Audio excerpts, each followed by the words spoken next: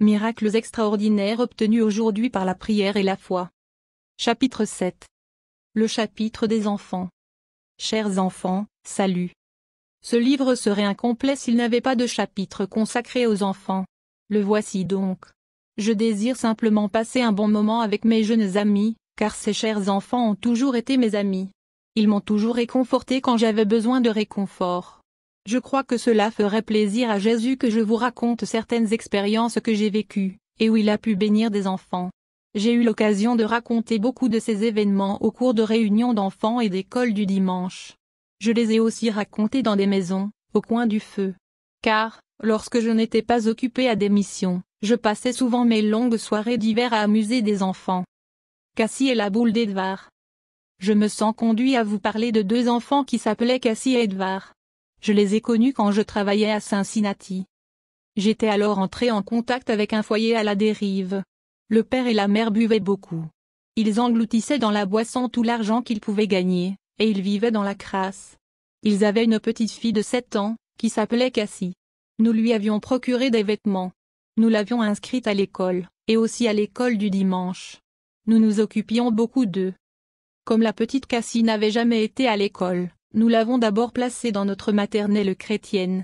Elle apprenait de petits cantiques, et de petites prières que les enfants récitaient en prenant leur repas à leur petite table. Nous aimions beaucoup nous occuper de tous ces bambins. Souvent, nous allions les voir juste un moment, lorsqu'ils étaient assis sur leur petite chaise rouge. La petite Cassie racontait et partageait chez elle toutes les petites choses qu'on lui apprenait. Elle chantait les cantiques, et aimait tout particulièrement faire la prière à table.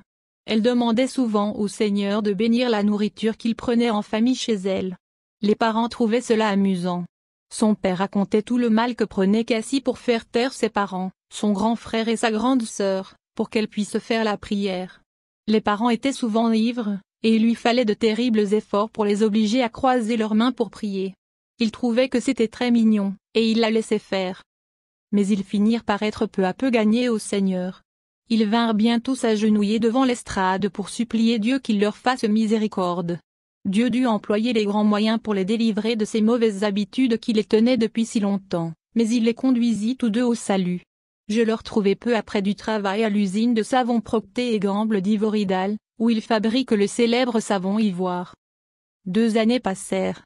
Un jour que je visitais les pauvres, je trouvai une famille qui n'avait plus rien à manger. Ils avaient 4 petits-enfants. Je voulus me rendre à la boulangerie Mute, où je pouvais acheter 2 miches de pain pour 10 cents, parce qu'elles étaient de la veille. Il me restait juste 20 cents. Avec cela, je pouvais acheter de quoi faire une soupe, avec un os et quelques pommes de terre, et les 2 miches. J'ai du mal à écouter la voix de Dieu. Pendant que je marchais en direction de la boulangerie, une voix me dit « Va chez Cassie ». Je me rappelais très bien Cassie. Mais comme j'avais l'intention d'acheter quelque chose pour ses enfants affamés, je fus embarrassé, car il me fallait utiliser mes 20 cents pour faire l'aller-retour à Ivory-Dale. Bien entendu, je pensais que c'était impossible, et je poursuivis mon chemin en direction de la boulangerie. Mais la voix continuait à résonner à mes oreilles, « Va chez Cassie ». Je m'arrêtai et fouillai mes poches pour voir si je n'avais pas d'autres pièces. Mais je n'avais pas un cent de plus. Alors je continuai mon chemin. Puis la voix dit, « Veux-tu aller chez Cassie, oui ou non ?» Je m'arrêtai net, comme paralysé. Je tremblais, ce qui m'arrive rarement. Je dis, « Seigneur, j'y vais. » En levant les yeux, je vis qu'arrivait un tramway qui se rendait à Ivory-Dale. J'y montai. Le chagrin de Cassie. Arrivé devant leur maison, je frappai à la porte. J'entendis sangloter, et une faible voix me dire « Entrez ». Quand j'entrai, je vis Cassie dans un coin qui s'occupait d'un bébé. Elle s'écria « Maman, voilà le frère Bevington ». Je vis que Cassie avait pleuré, car ses yeux étaient tout rouges. Je m'approchai d'elle, posai ma main sur sa tête, et dis « Qu'y a-t-il, ma Cassie ?» Elle avait beaucoup grandi pendant ces 2 années. Sa mère entra, et me donna une cordiale poignée de main. Elle me dit « Frère Bevington, je suis si heureuse que vous ayez écouté Dieu et que vous soyez venu. Je prie depuis 24 heures que Dieu vous envoie ici. Asseyez-vous, et je vais vous dire pourquoi Cassie a tellement pleuré. Vous voyez cette maison ?» Elle désigna une maison. « Oui, vous voyez ce sentier qui part de notre maison pour aller à cette clôture ? Oui, ces gens sont très aisés. Ils ont beaucoup d'argent. Ils ont un garçon, Edvard, qui a presque le même âge que Cassie. un gentil garçon. Il a beaucoup d'argent de poche. Il a donc acheté un jeu de croquet, et il l'a installé dans son verger, à l'ombre des arbres. Quand elle a fini l'école, Cassie prend le bébé et se rend au verger. Elle joue au croquet avec Edvard. Avant-hier soir, ils étaient en train de jouer. La grand-mère d'Edvard l'a appelé pour lui demander d'aller à l'épicerie. Cassie l'a donc attendu. Quand il est revenu, ils ont recommencé à jouer. Mais sa mère l'a rappelé, et lui a dit, « Excuse-moi, mais il faut que tu retournes me faire une course, j'ai oublié quelque chose. » Il est donc reparti, en obéissant à sa maman, comme tous les bons garçons doivent le faire. Mais comme il tardait à revenir, Cassie est venue m'aider à préparer le dîner. Quand Edvard est revenu, il a rangé son jeu. En comptant les boules, il a vu qu'il en manquait une. Il les a comptées à nouveau, mais il en manquait bien une. Maintenant, les enfants, regardez comment fait Satan pour vous causer des problèmes. Il dit à Edvard, c'est Cassie qui a volé la boule, il n'y avait qu'elle dans le jardin. Edvard se dit, oui, c'est sûrement elle. D'ailleurs, je vais le lui dire. Il courut dans sa maison, et dit, je ne veux plus que Cassie vienne ici. Pourquoi, Edvard, qu'est-ce qu'elle a fait de mal? Elle a volé l'une de mes boules. Sa mère lui dit, il faut que tu en sois sûr, si. Je sais que c'est elle. Il alla en courant dans la maison de Cassie, et dit, je ne veux plus que Cassie vienne chez moi. Pourquoi? Parce qu'elle a volé l'une de mes boules. Oh, non, si, c'est bien elle, il n'y avait personne d'autre qu'elle dans le jardin, et une boule manque. Cassie était dans la salle à manger. Elle s'occupait du bébé. Elle vint à la porte et dit, mais ce n'est pas moi, si, c'est toi. Edvard sortit et cloua une planche devant le trou dans sa clôture, pour que personne n'y passe plus. La cruauté des enfants. Ce fut un coup dur pour cette pauvre Cassie. Il est vrai que ses parents avaient été des ivrognes. Mais ils n'avaient plus bu depuis 2 ans, et on la considérait à présent comme une gentille fille. Le fait qu'on l'accuse d'être une voleuse fut trop dur pour elle. Elle pleura et sanglota toute la nuit. Sa mère raconta l'histoire à son père. Il dit, nous savons bien qu'elle n'a jamais fait cela. Cassie ne voulut pas aller à l'école. Mais ses parents la forcèrent à y aller. À la récréation, aucun des enfants ne voulut jouer avec elle, tous la repoussèrent. Edvard était le leader dans cette école, car il faisait beaucoup de cadeaux aux autres enfants, qui le respectaient beaucoup. Il leur avait dit que Cassie avait volé sa boule, qu'elle était une voleuse, et qu'ils ne devaient pas jouer avec elle. Quand la pauvre Cassie rentra chez elle à midi, elle recommença à pleurer et à sangloter. Elle raconta comment les enfants l'avaient traitée, et elle dit à sa mère, « Maman, ne me demande pas de retourner à l'école. » Celle-ci lui répondit, « Cassie, je pense que tu devrais retourner à l'école. Je n'aime pas que tu manques. Je vais prier Dieu qu'il nous envoie le frère Bevington, et il nous aidera à régler ce problème. » Cassie retourna donc à l'école, mais ils la traitèrent encore plus mal. Tous l'accusaient d'être une voleuse. Quand elle rentra chez elle, tous les enfants passèrent de l'autre côté de la rue. Le pire pour elle, c'est qu'ils dirent que son père, après tout, n'était qu'un vieil ivrogne, et qu'il valait mieux qu'il ne fréquente pas les gens bien. Ce fut trop pour Cassie. Elle rentra chez elle en courant, pleurant à s'en briser le cœur, et dit, « Maman, je t'en supplie, garde-moi à la maison demain. Maman, je ne peux plus le supporter. Garde-moi à la maison. » Quand son père rentra, il dit, « Bon, gardons-la à la maison, nous allons prier que Dieu nous envoie le frère Bevington. » Ils se mirent donc à prier. La maman pria toute la nuit. Je vais vous montrer, mes enfants, comment Dieu répond à la prière. Après cette nuit de prière, vous avez vu comment Dieu me demanda d'aller chez Cassie. Cela ne me semblait pas du tout raisonnable, car je devais acheter quelque chose à manger à cette famille pauvre. Mais il fallait que Dieu réponde à la prière de cette maman. Il commença donc à travailler dans mon cœur ce matin-là. Pendant que sa maman me racontait tout cela, Cassie était assise dans un coin et sanglotait. J'allai vers elle et lui posai la main sur la tête. Elle essuya ses larmes, et alla chercher un gant de toilette humide pour s'essuyer le visage. Je lui dis, « Cassie, je suis certain que tu n'as jamais pris cette boule. » « Non, je ne l'ai pas prise, mais on ne peut pas le prouver. Cette histoire va me tuer si on ne déménage pas d'ici. » Elle recommença à pleurer comme si son cœur allait se briser. Je lui dis, « Cassie, tu appartiens à Jésus, n'est-ce pas ?» Elle me répondit en sanglotant, « Oui. » Sa mère ajouta, « Oui, Cassie est une vraie chrétienne. Tout le monde le dit dans son école. Elle a appris à lire. Elle lit la Bible et prie chaque matin et chaque soir.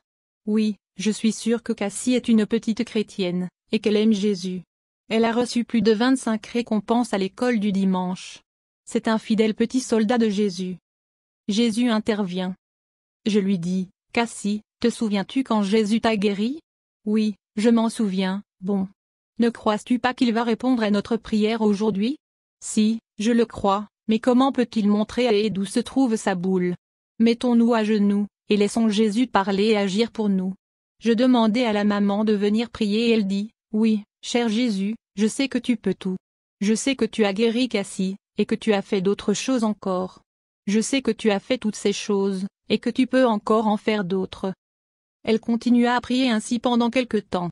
Je finis par lui dire, sœur, vous ne priez pas du tout comme il le faut. Mes enfants, je voudrais que vous vous rappeliez bien que vous devez prier de manière précise. Il ne suffit pas de dire que vous savez que Jésus a fait telle ou telle chose. Il faut aller plus loin. J'appelai Cassie. Elle sanglotait encore, et eut beaucoup de mal à dire quelques paroles. Mais elle fit mieux que sa mère. Elle finit par dire, je crois que tu vas montrer à Ed où se trouve sa boule. Elle était près du but, mais ce n'était pas encore suffisant. Voyez-vous, mes enfants, si vous voulez enfoncer un clou dans une planche, il faut bien frapper dessus. Si je me contente de le regarder, il ne va rien se passer. Si je frappe à côté, même tout près, ou tout autour, cela ne l'enfoncera jamais. Pour cela, il faut que je le frappe en plein sur la tête. C'est la même chose quand nous prions. Je vais vous montrer comment Satan travaille. Il était environ 3 heures de l'après-midi quand nous commençâmes à prier. C'était l'heure de la récréation. Edvard était à l'école. On peut se demander comment Edvard allait découvrir où était sa boule, alors qu'il était à l'école, à quelques centaines de mètres du verger où la boule avait disparu. Quand je commençais à prier, Satan me dit, c'est ridicule de croire que Dieu va le montrer à Edvard maintenant, parce qu'il est à l'école. C'est comme cela que nous sommes mis à l'épreuve. Je savais qu'il fallait que je prie que Jésus montre à Edvard où se trouvait sa boule, au moment même où je priais. Je continuais à prier dans ce sens. Le Saint-Esprit continua à me guider dans cette direction, jusqu'à ce que la conviction soit dans mon cœur. Je dis, oui, mon Jésus, tu lui montres maintenant même. Satan dit, mais non. Il ne peut pas faire cela. Je me mis à crier aussi fort que je le pus, si. Il le fait en ce moment même. Je prononçai 3 fois cette phrase. Alors la gloire de Dieu descendit sur nous. Cassie se leva d'un bond, m'entoura de ses bras, en riant et en pleurant, et me dit, oh, frère Bevington, je le crois. Oh, je le crois. Que je suis heureuse. Je relevai la tête, et regardai son visage. Toutes les larmes, toutes les rides profondes qui lui barraient le visage, avaient disparu. Elle resplendissait. Qu'elle était belle avec son sourire plein de joie. Pendant que j'étais à genoux, j'avais entendu un bruit de bois cassé. C'était Edvard qui avait enlevé la planche qu'il avait clouée sur le trou de la clôture, et qui arrivait avec la boule. Il entra. Ses mains étaient ensanglantées et son visage égratigné. Il s'agenouilla devant Cassie. Plus tard, il avoua que c'était la première fois qu'il se mettait à genoux. Il se mit à pleurer comme un bon petit gars, et lui demanda pardon. Il avait retrouvé la boule. Nous passâmes un bon moment à nous réjouir. Puis je dis, Edvard, je voudrais que tu nous dises comment tu as retrouvé ta boule, et pourquoi tu n'es pas à l'école. Dieu conduit toutes choses pour exaucer la prière. Mes enfants, je voudrais que vous compreniez que Dieu savait, dès ce matin-là, que je viendrais chez Cassie, et que je prierais l'après-midi pour qu'Edvard retrouve sa boule. Si Edvard s'était trouvé à l'école, comme à l'habitude, cela n'aurait pas été possible. C'est pourquoi, ce matin-là, Jésus fit en sorte qu'Edvard soit particulièrement studieux. Il travailla beaucoup, et apprit facilement toutes ses leçons. À l'heure de la récréation, il avait fini tout son travail. Il alla trouver la maîtresse, et lui dit, « J'ai appris toutes mes leçons. Voulez-vous me contrôler? » « Oui, j'aimerais bien le faire. » Après l'avoir contrôlé, elle lui dit, « C'est bien, tu as tout appris. Si tu veux, tu peux rentrer chez toi. » Il sortit donc dans la rue en courant, heureux de quitter l'école en avance. Je voulais vous faire un dessin de leur quartier, mais j'ai dû abandonner cette idée. L'école était à l'ouest, dans une rue orientée d'est en ouest. La maison d'Edvard était à l'est, dans une rue perpendiculaire à celle de l'école. Le croisement des 2 routes se trouvait à une centaine de mètres de l'école, et la maison d'Edvard à une dizaine de mètres du croisement, au sud de ce croisement. Pour aller de sa maison à l'école, Edvard devait donc normalement remonter jusqu'au carrefour, tourner à gauche, et suivre la rue qui menait à l'école, à 100 mètres de là. Avant d'y arriver, Il devait encore traverser 3 autres rues. Juste à côté du terrain de l'école, le père d'Edvard possédait un grand verger de plus de 2 hectares. Auparavant, quand son père était davantage à la maison, Edvard, pour aller à l'école, passait par un sentier qui menait directement de sa maison au terrain de l'école, et qui lui évitait de passer par les rues. Mais quand son père commença à faire de la politique, il arrêta d'entretenir le sentier.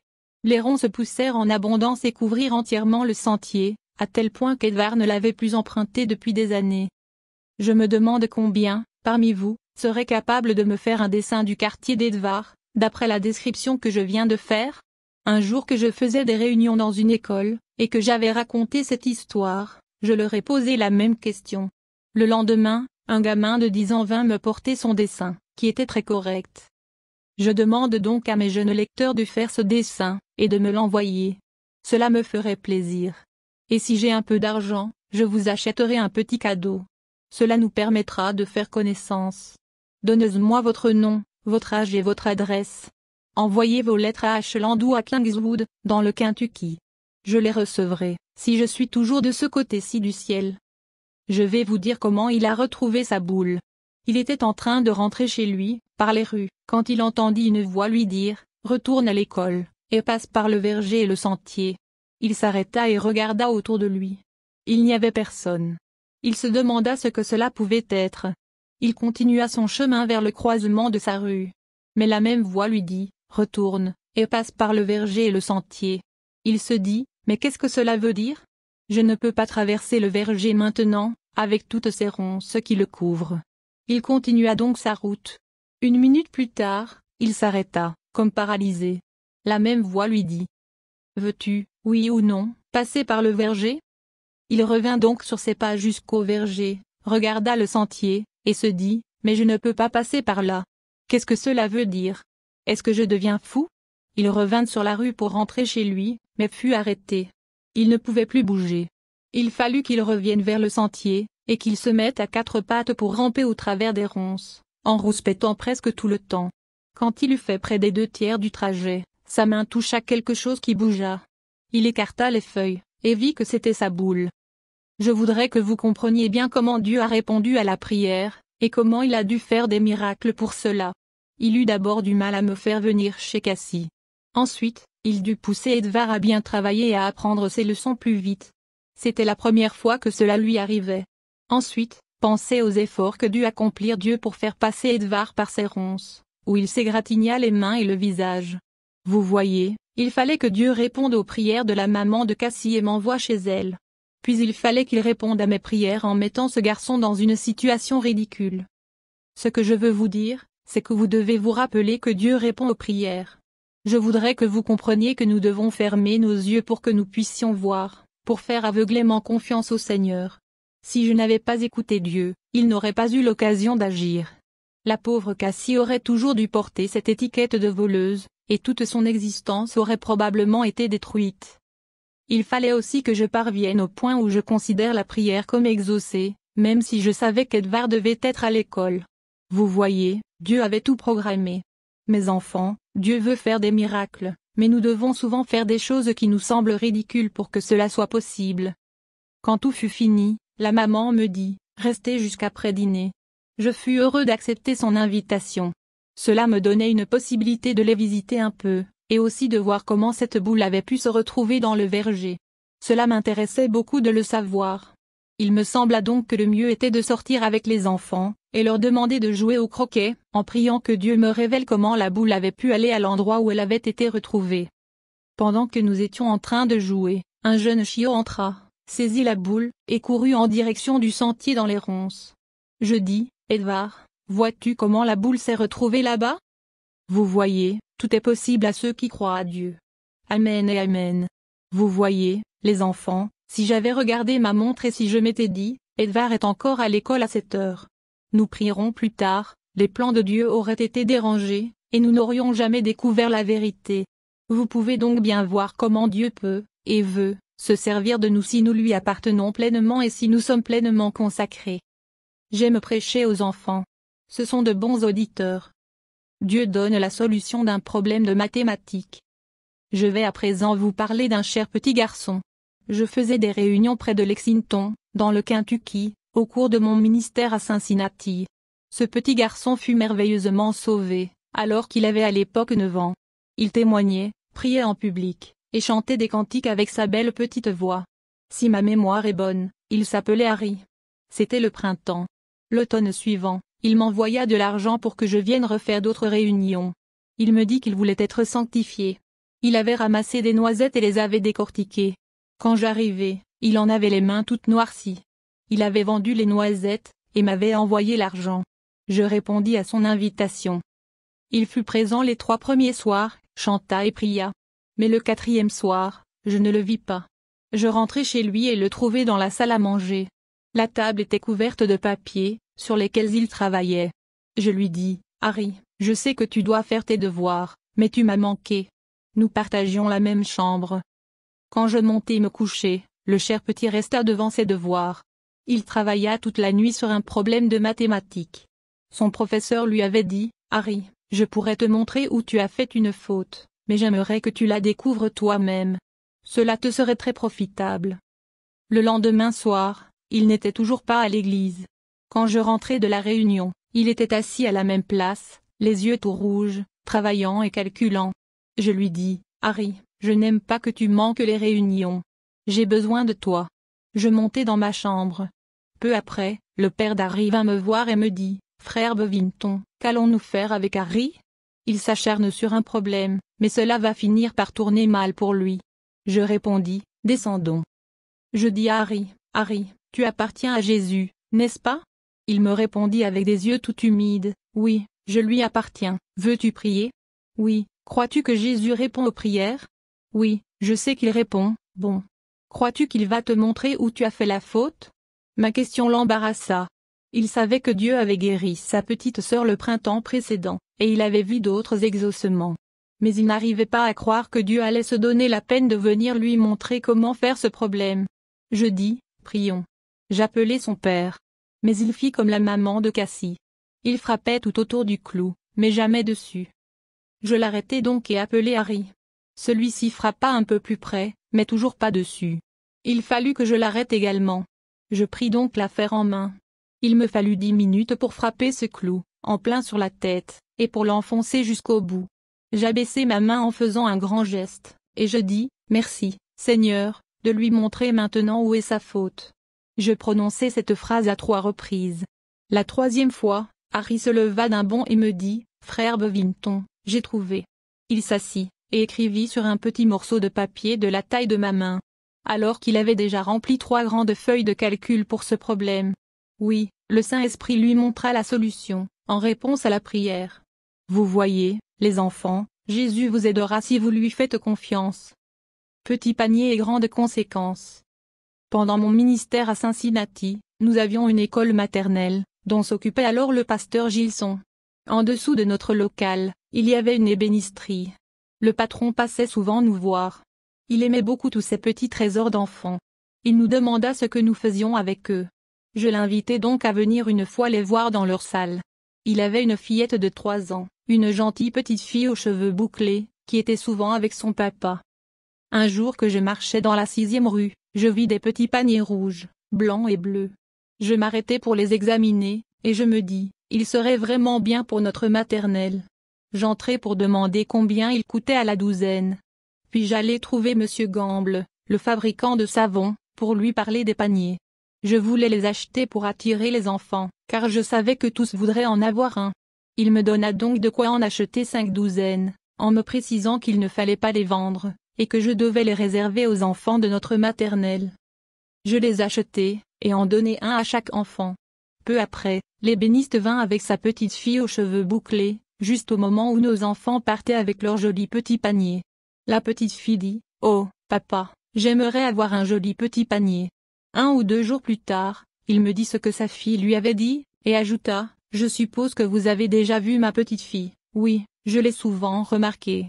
C'est une gentille petite, très intelligente. Elle m'a dit qu'elle voulait un panier. Monsieur Gamble m'a donné l'argent pour les acheter, mais m'a recommandé de n'en donner qu'aux enfants de la maternelle. Dans ce cas, je vous en achète un pour $1. Oh, monsieur, je ne peux pas les vendre. » Je n'ajoutai rien, mais je priais de tout mon cœur qu'il nous confie sa fille. Je savais qu'ils étaient catholiques. C'était une famille très distinguée. Par conséquent, les enfants, je continuais à prier. Le lendemain matin, la petite revint, accompagnée de sa grande sœur, et redemanda l'un de ses beaux paniers. Elles insistèrent beaucoup toutes les deux. On voyait que cette petite avait l'habitude d'obtenir presque tout ce qu'elle voulait. L'homme en parla à sa femme. La petite alla trouver sa maman, insistant pour qu'elle la laisse aller dans cette maternelle, afin qu'elle puisse avoir un panier. La maman résiste. Je priais que le Seigneur ne leur permette pas d'apprendre où j'avais acheté les paniers. C'étaient des gens très aisés, qui n'allaient pas souvent dans la rue où j'avais fait cet achat.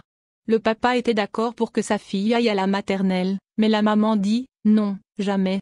Je ne veux absolument pas que ma fille fréquente un endroit aussi sale. Il n'y a que les pauvres qui vont là. » Le père répondit « Mais je n'ai jamais vu de saleté dans cet endroit. Tout est toujours propre et bien tenu, j'ai déjà entendu parler de cet endroit. C'est une honte pour Cincinnati. Il n'y a que les clochards, les ivrognes et les femmes de mauvaise vie qui le fréquentent. » L'homme voulut s'en rendre compte par lui-même. Ce soir-là, il entra donc dans notre hall, où il s'assit. Je descendis, et lui donnai une cordiale poignée de main.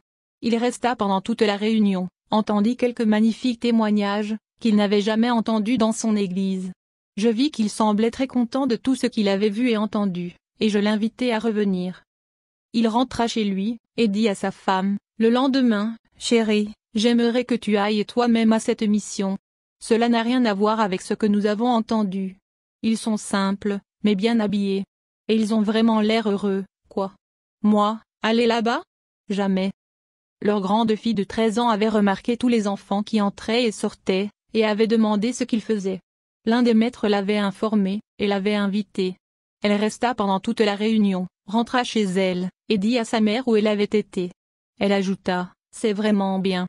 Il faut voir comment il s'occupe de tous ces petits, qui sont gentils et propres. » La maman n'accepta pas tout de suite de laisser sa fille fréquenter ce peuple. Mais, pendant les vacances scolaires, la petite fille nous visita souvent, apprenant les cantiques et les jouant pour les enfants. Elle apportait même son déjeuner pour le prendre avec les petits. Toute la famille finit par être gagnée. Je vis que Dieu exauçait mes prières. Il fallait que nous prenions avec nous cette fillette. Bientôt, je vis toute la famille avec nous, par la foi. La petite finit par faire venir sa maman, car elle continuait à insister et à pleurer pour avoir un panier. La maman vint voir ce qu'il en était, et donna rapidement son accord pour que sa fille vienne. C'était une fillette très intelligente et très bien élevée, dont les manières douces et raffinées furent en grande bénédiction pour ceux qui n'étaient pas aussi bien élevés. Elle apprit les cantiques et les prières pour rendre grâce à table. Nous leur apprenions chaque mois une nouvelle prière. Elle les apprenait et, comme les autres petites filles, les récitait au moment de manger. Cela amusait ses parents, ainsi que son grand frère et sa grande sœur. Elle faisait le tour de la table, et disait, « Regarde, papa, il faut que tu croises les mains. » Elle faisait de même pour chaque membre de la famille, puis récitait la prière. Parfois, son grand frère décroisait ses mains. Elle descendait de sa chaise haute, et lui disait, « Il faut que tu croises tes mains, parce que je vais faire la prière. » Pendant tout ce temps, nous continuions à prier pour que Dieu se serve de ses cantiques et de ses prières. Moins d'1 an plus tard, la petite s'approcha de l'estrade pour recevoir le salut. Elle débordait d'une joie qu'elle n'avait jamais connue auparavant. Son frère était aussi présent. Il pleurait, pendant que sa sœur se réjouissait. Puis elle le conduisit vers l'estrade. Nous avions pris tellement de retard que le père vint voir ce qui se passait. Quand il entra, sa fille courut à sa rencontre, l'entoura de ses bras, et lui dit, « Oh, papa, j'ai quelque chose que je ne connaissais pas. » Elle le lui dit si gentiment qu'elle ressemblait à un ange, si innocente et si pure. Son père fut profondément ému, d'autant plus qu'il vit que son fils était également présent. « Mes enfants, je veux vous montrer comment Dieu peut se servir d'un enfant. Il a dit dans sa parole, un petit enfant les conduira. Beaucoup d'entre nous ne peuvent pas faire ce qu'il est donné à un enfant de faire. » Le père rentra donc chez lui, laissant son fils devant l'estrade et sa fille avec nous. Il voulait rassurer la maman et lui dire que tout allait bien pour leurs enfants. La maman fut abasourdie. Elle entra dans une violente colère. Mais 2 heures plus tard son fils et sa fille rentrèrent à la maison. Le fils avait environ 16 ans. Il tomba à genoux devant sa mère, l'entoura de ses bras, et se mit à pleurer de joie. Ces 2 enfants avaient manifestement reçu quelque chose qui semblait complètement nouveau pour la maman. Elle se mit alors à pleurer. Son fils et sa fille étaient à ses genoux, la serrant dans leurs bras et la couvrant de baisers. Cela fit fondre ses dernières résistances. Peu après, toute la famille vint se mettre à genoux devant l'estrade. Ils ne furent pas immédiatement exaucés, mais la semaine suivante, ils étaient tous sauvés. Ils allèrent donner leur témoignage dans leur église, au cours d'une réunion de prière, ce qui ne se faisait absolument pas. On finit par les exclure. Ils reçurent tous la sanctification. Tout cela parce qu'une petite fille avait réussi à obtenir un petit panier. Moïse avait une verge entre les mains, juste un morceau de bois. Voyez tout ce qu'il fit avec ce morceau de bois. Il couvrit l'Égypte de nuages de mouches et de poux, transforma l'eau en sang, fendit les eaux de la mer Rouge pour que le peuple puisse passer, et se taira. De même, Dieu utilisa ce petit panier entre les mains d'un enfant. Rappelez-vous, mes enfants, que vous pouvez faire beaucoup pour Jésus. Le Seigneur révèle les mensonges. Un jour, je fus invité à déjeuner dans un foyer de Cincinnati, et je vis que la maman jetait des regards anxieux par la fenêtre. Je lui dis, « Sœur, avez-vous besoin de quelque chose ?»« Oui, j'attends que Bessie arrive. J'ai besoin d'elle pour aller à l'épicerie. Elle est en retard et devrait déjà être rentrée de l'école. Je vais vous faire la course, il me faudrait une miche de pain, d'accord. Où l'achetez-vous ? » Juste après le coin de la rue, la première épicerie. Je pris les 10 cents, achetai le pain, et me disposai à partir. L'employé me dit, « Attendez, prenez votre penny. » Je pris le penny, posai le pain et le penny sur le plateau de la maman. Elle prit le pain et vit le penny. Elle me dit, « Frère Bevington, savez-vous d'où vient ce penny ? C'est moi qui l'ai posé là, pourquoi ? Mais c'est l'employé qui me l'a donné. » Mes enfants, j'aurais aimé que vous puissiez voir le visage de cette maman, quand je lui eus dit cela. Je vis qu'il se passait quelque chose dans son cœur et dans son âme. Cela se vit sur son visage. Je ne dis rien, mais je me demandais pourquoi elle avait si rapidement changé d'expression. Bessie rentra, et nous déjeunâmes.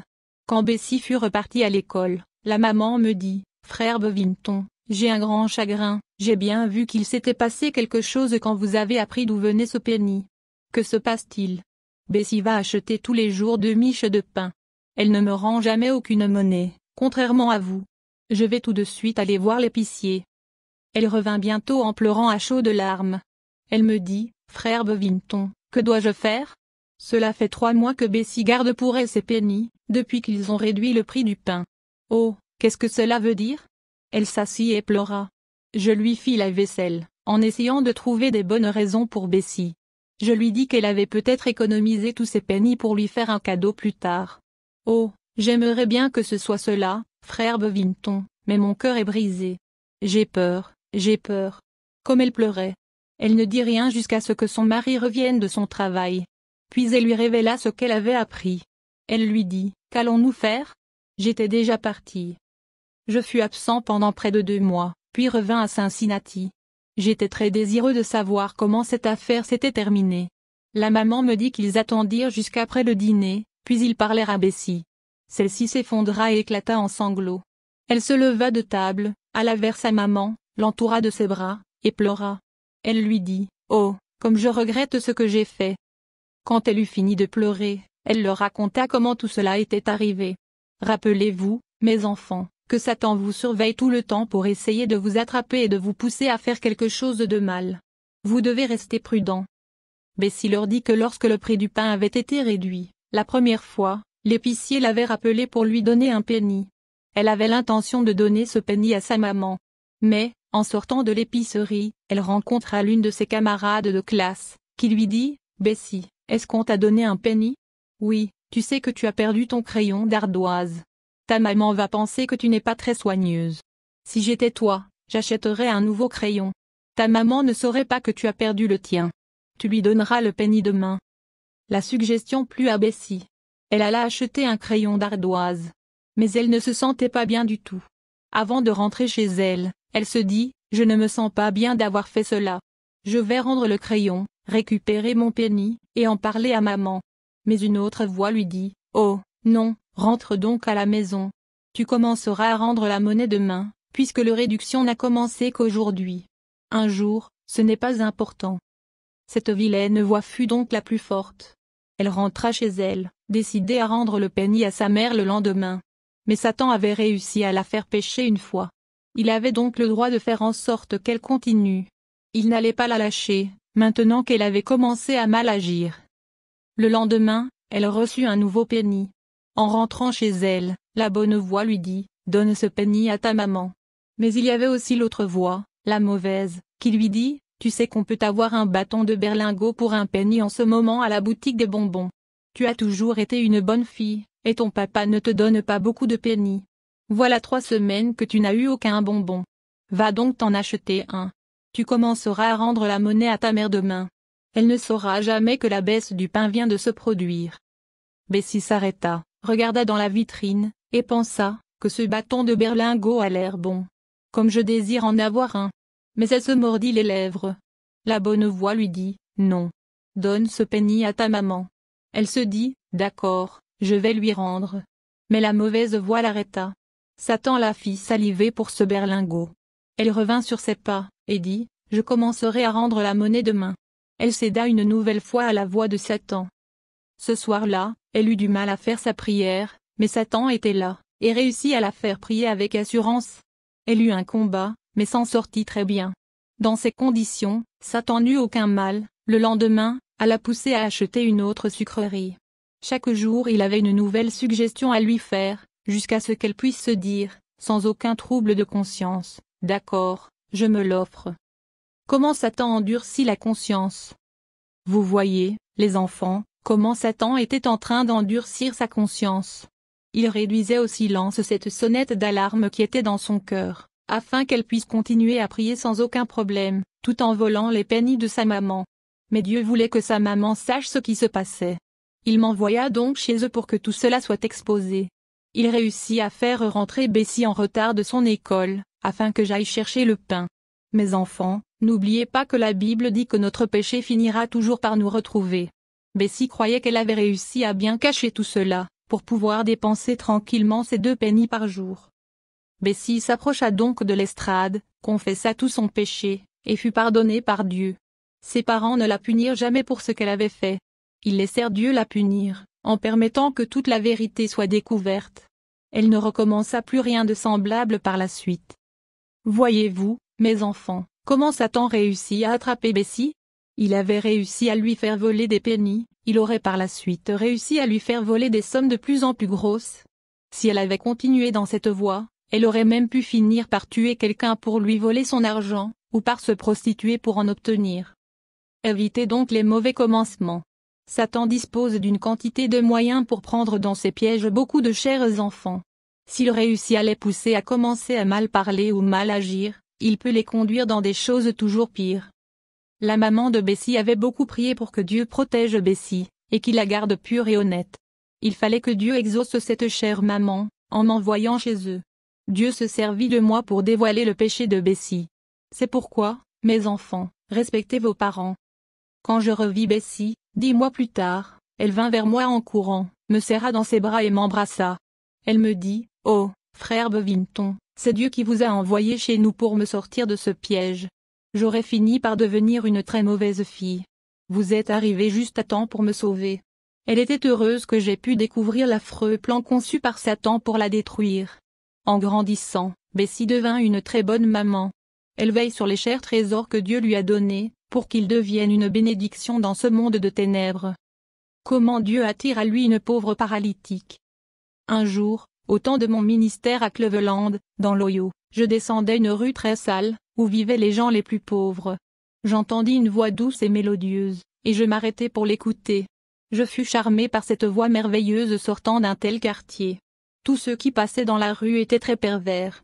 Je craignais donc de m'informer sur l'origine de cette voix, et je priais, « Oh, mon Dieu, envoie-moi quelqu'un pour que je puisse savoir d'où vient cette voix. » Elle semblait venir de loin. Alors que je me tenais debout dans la rue, une porte s'ouvrit, et une femme pauvre et sale me dit, « Entrez. » Je répondis, « Non, merci, je ne souhaite pas entrer, mais j'aimerais savoir d'où vient cette voix mélodieuse que je viens d'entendre. Je crois que ça doit être vieille pute. » Je ne crois pas, c'était une voix jeune, oui, mais tout le monde ici l'appelle vieille pute. Où est-elle? Par là, derrière, dans la crasse. Est-ce que je peux la voir? Sans doute. Comment puis-je la trouver? Passez par-dessus cette clôture. Puis la femme disparut. Je franchis donc cette haute clôture, et je vis, assise dans la saleté, une fillette qui ronchonnait toute seule. Je lui dis « Bonjour ». Elle leva les yeux vers moi, et me dit « Dis, monsieur, donne-moi du tabac à chiquer, je ne chique pas, alors donne-moi une pièce, et je demanderai à la vieille sale de m'en acheter un peu. Quel est ton vrai nom, vieille pute? Où habites-tu? Là, avec la vieille sale. » Elle désigna un taudis. « Est-elle ta mère? » Non. Où est ta mère? J'en ai pas. Et ton père? J'en ai pas. J'ai jamais eu de père ni de mère, juste la vieille sale. Est-ce que je peux la voir? Ouais, sûr. Eh, vieille sale, viens par ici, quelqu'un veut te voir. Je vis arriver une pauvre femme, sale et en haillons. Il me fut impossible de savoir quelle était sa race, blanche ou noire. Elle me dit, entrez. Non, je ne veux pas entrer. Est-ce que cet enfant est votre fille? Non. Je l'éduque seulement. Je me dis, quelle éducation? Je lui dis, depuis combien de temps vous en occupez-vous? Depuis 2 ans. Quel âge a-t-elle? C'est pas, acceptez-vous de me la confier? Oui, d'accord, mais elle ne vaut pas grand-chose. Elle ne peut pas marcher ni se tenir debout. Je demandai à la petite, est-ce toi qui chantais il y a un petit moment? Ouais, chante-moi encore cette chanson. D'accord, si tu me donnes une pièce pour acheter du tabac, je ne te donnerai pas de pièce, mais chante-moi encore cette chanson. Elle accepta de chanter. C'était sans aucun doute la plus douce et la plus belle de toutes les voix que j'avais entendues. Je dis à la femme, donnez-moi ses vêtements, et je l'emmène avec moi, bon Dieu. Elle n'a que ce qu'elle a sur le dos. Je pris cette petite dans mes bras. Quelle odeur repoussante se dégageait de ce pauvre corps sale. Je lui dis, quand as-tu pris ton dernier bain? Ton quoi? Ton dernier bain, qu'est-ce que c'est que ça? Pauvre gosse, à 11 ans, elle n'avait jamais pris de bain, et vivait dans la crasse. Je la portai dans un foyer qui avait été autrefois à peu près dans le même état que celui où j'avais trouvé cette petite. La femme la prit avec elle.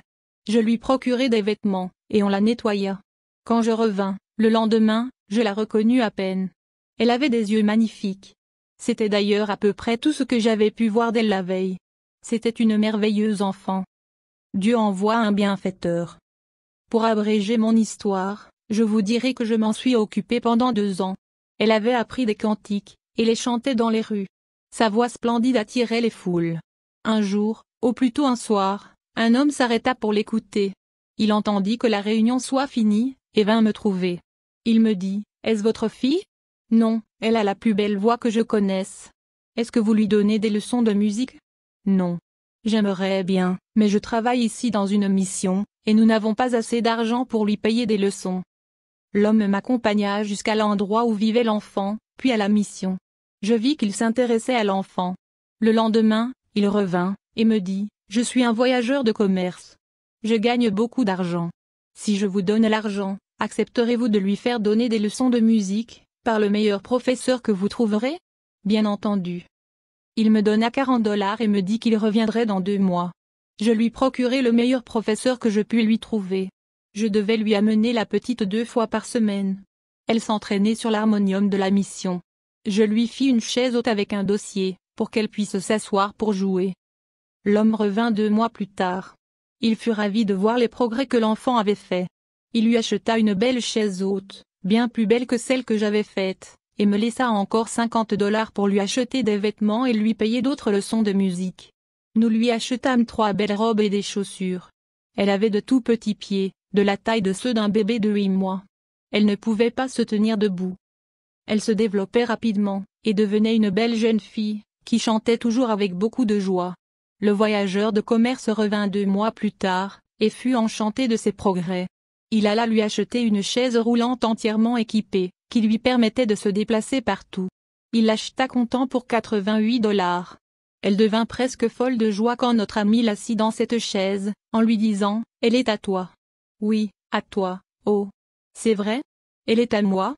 Je peux la garder toujours? » « Oui, elle est à toi. » Elle me demanda de la sortir de la chaise et de la mettre dans les bras de son bienfaiteur, qu'elle étreignit et couvrit de baisers.